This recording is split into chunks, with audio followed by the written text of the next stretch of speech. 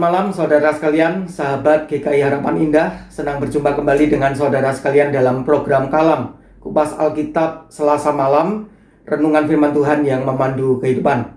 Tema Kalam hari ini adalah mengalahkan keakuan, didasarkan pada bacaan dari kitab 1 Samuel pasal 24 ayat 1 hingga 22. Nats yang menjadi perenungan kita adalah ayat 11 sampai 12 yang akan saya bacakan berikut ini.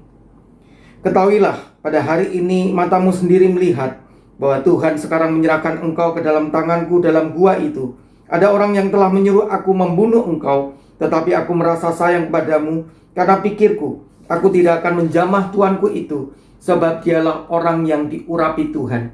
Lihatlah dahulu ayahku, lihatlah kiranya punca jubahmu dalam tanganku ini, sebab dari kenyataan bahwa aku memotong punca jubahmu dengan tidak membunuh engkau, dapatlah kau ketahui dan kau lihat bahwa tanganku bersih daripada kejahatan dan pengkhianatan, dan bahwa aku tidak berbuat dosa terhadap engkau, walaupun engkau ini mengejar-ngejar aku untuk mencabut nyawaku.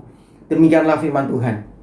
Saudara sekalian, ada sebuah ungkapan umum di dalam kehidupan masyarakat tentang pembalasan yang berbunyi demikian. Kalau orang lain bersikap atau berlaku baik terhadap saya, maka saya akan bersikap atau berlaku baik terhadap orang itu. Tetapi kalau orang lain itu bersikap atau berlaku jahat terhadap saya, maka saya akan bersikap atau berlaku lebih jahat daripada orang itu. Prinsip pembalasan perlakuan jahat dengan perlakuan yang lebih jahat merupakan sesuatu yang umum terjadi di dunia ini, dan itu dipengaruhi oleh keakuan diri manusia yang berdosa. Namun di dalam kisah Alkitab yang tercatat di dalam kitab 1 Samuel pasal 24 ayat 1 hingga 22, ada sesuatu yang berbeda dari prinsip kebanyakan orang, bahwa perlakuan jahat bukan dibalas dengan perlakuan jahat atau lebih jahat lagi, tetapi justru dibalas dengan perlakuan yang baik, bahkan perlakuan yang lebih baik. Di dalam kisah tersebut terdapat seseorang yang mampu mengalahkan keakuan dirinya sendiri, sehingga ia dimampukan untuk tidak berbuat jahat terhadap orang lain yang selama ini berbuat jahat terhadap dirinya. Saudara sekalian, ayat 11 dan 12 dari kitab 1 Samuel pasal 24 yang telah dibacakan tadi merupakan perkataan Daud yang disampaikan kepada Raja Saul yang notabene telah berulang kali berusaha mengejar-ngejar Daud untuk dibunuh, meskipun Daud itu tidak pernah melakukan kesalahan atau kejahatan sedikit pun terhadap Raja Saul itu.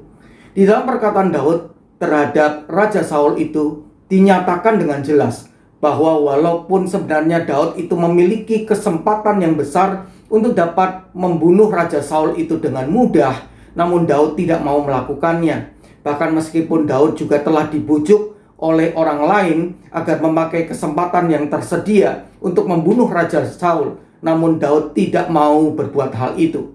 Sebaliknya, Daud hanya memotong sedikit pinggir jubah Raja Saul untuk menyatakan bahwa meskipun Daud sebetulnya punya kesempatan untuk membunuh Raja Saul itu, namun Daud sama sekali tidak mau menyakiti atau mencelakai Raja Saul yang diyakini oleh Daud sebagai orang yang diurapi oleh Tuhan.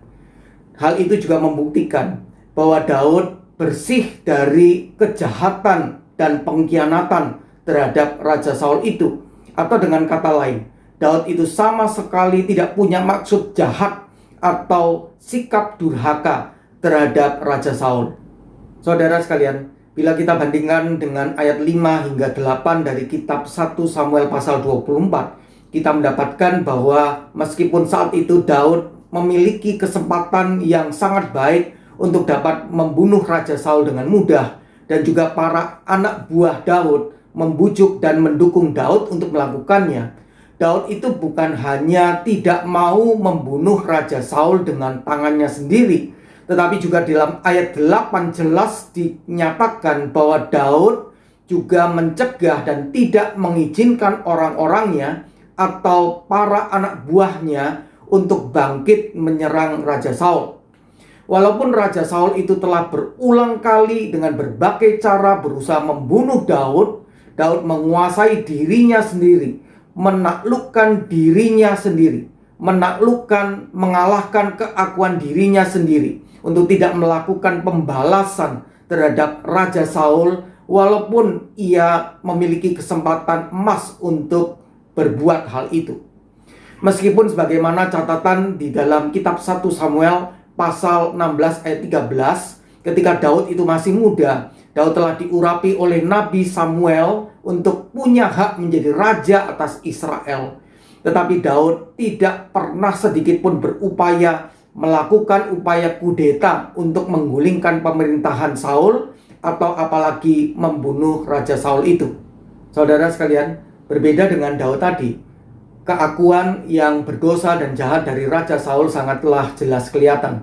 Semua kebencian dan perbuatan jahat Raja Saul itu berawal dari peristiwa yang dicatat di dalam kitab 1 Samuel pasal 18 ayat 6 hingga 8, yaitu ketika rombongan tentara Israel di bawah Raja Saul dan Panglima Daud pulang dari peperangan melawan orang Filistin dan disambut oleh para wanita dari semua kota Israel yang menari-nari dengan gembira dengan memainkan rebana dan kecapi sambil menyanyikan nyanyian berbalasan. Ketika mendengar kata-kata dalam nyanyian berbalasan itu, Raja Saul merasa diperbandingkan dengan Daud dan dianggap lebih kecil ketimbang Daud dalam soal prestasi perang.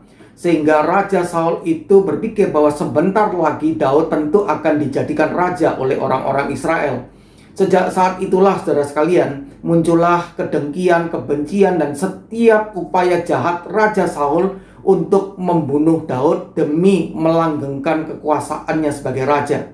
Bahkan setelah peristiwa yang dicatat di dalam pasal 24 kitab 1 Samuel ini, di mana Daud tidak membunuh Raja Saul walaupun dia punya kesempatan untuk melakukannya, di dalam pasal 26 kitab 1 Samuel, kita mendapatkan bahwa Raja Saul itu masih berusaha untuk kembali mengejar Daud demi membunuh Daud itu.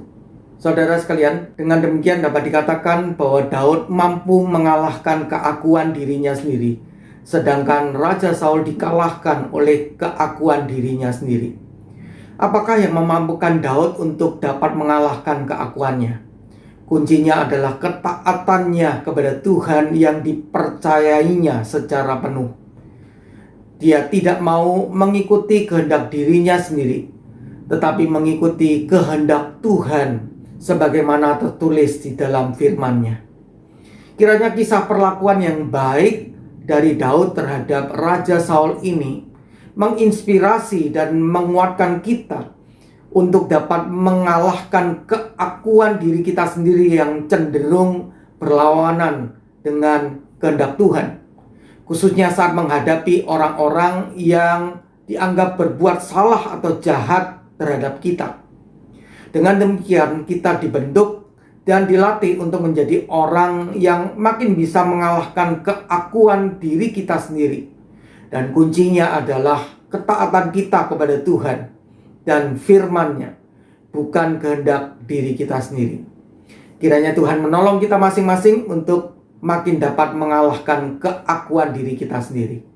Amin. Saudara sekalian, marilah kita bersama berdoa. Ya Tuhan, terima kasih untuk firman Tuhan pada malam hari ini. Tolonglah setiap kami agar kami dimampukan mengalahkan keakuan kami yang cenderung berlawanan dengan kehendak Tuhan.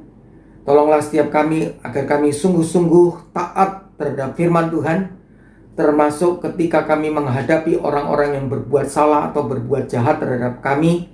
Kiranya kami bukan melakukan pembalasan, tetapi justru memberikan pengampunan. Terima kasih Tuhan. Hanya di dalam nama Tuhan Yesus kami berdoa. Amin. Saudara sekalian, demikianlah renungan kita hari ini. Kiranya kita semua mendapatkan berkat. Jikalau sekiranya Bapak atau Ibu atau Saudara atau Saudari berkenan, silakan subscribe YouTube GKI Harapan Indah dan sebarkan ke teman-teman, Bapak atau Ibu atau Saudara atau Saudari. Dengan demikian kita ikut mengambil bagian dalam pemberitaan firman Tuhan. Sampai jumpa, kiranya Tuhan memberkati kita semua.